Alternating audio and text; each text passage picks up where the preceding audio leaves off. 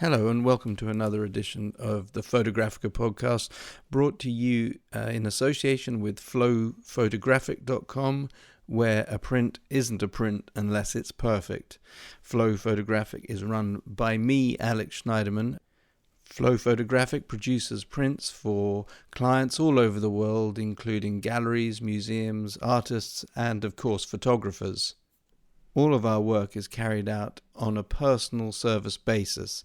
That is to say that we work hand in hand with the photographer or the artist to derive the maximum narrative value from each and every print. So get in touch with us through the website. You can get in touch with me directly, alex@flowphotographic.com, or just go to flowphotographic.com for more information about prices and the variety of services that we offer. Anyway, let's get on with the podcast. This week we are talking about perfection. This is, again, an article I wrote for Black+White Photography Magazine. It came out earlier this year, and it concerns the sledgehammer, heavy, dull weight of perfectionism in photography. It touches on ideas and arguments that I've put forward before in previous articles. As in particular, one I wrote on sharpness and the addiction that we seem to have to it and its distraction from what I consider to be the main event of photography. So let's crack on anyway with the piece. As ever, I am always delighted to hear from you. I relish getting into an argument because I love to argue and I love to learn. And anytime that you want to pick me up on something, just get in touch with me at alex@flowphotographic.com or on Twitter at Schneiderman331, or the Flow Twitter, which is at flowphotog, which is FLOWPHOTOG. So without further ado, I give you my essay on perfection.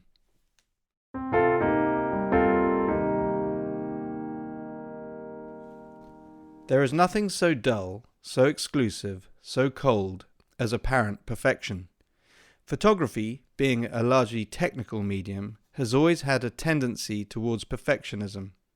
Enslavement to a technical cause is distracting us from the real purpose of photography. That is, to communicate the inner life of the human experience, albeit through mechanical means. Perfection is often found where ideas are not. It is much easier to invest in equipment and create technically perfect images than to take an instinctive leap into the unknown. Perfectionism rules out instinct, and it is this quality, when joined with learning and experience, that provides the foundation for new ways of seeing. Online discussions about photography are mostly technical and centered on camera bodies and lenses with various properties that can be compared the one against the other.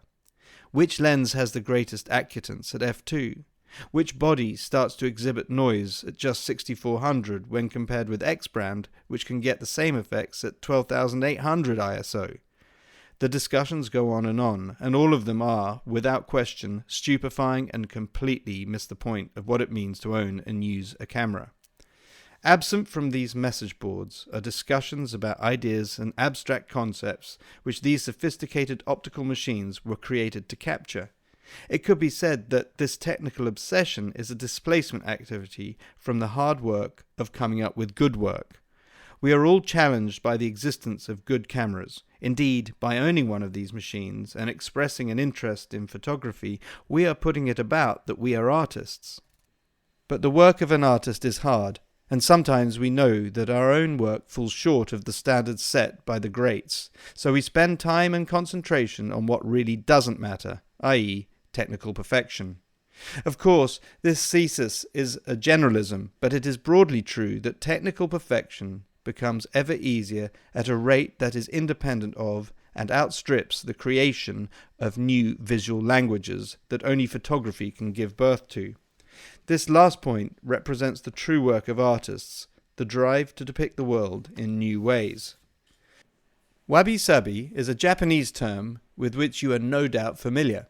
If you are new to it, it means the aesthetic acceptance of transient imperfection.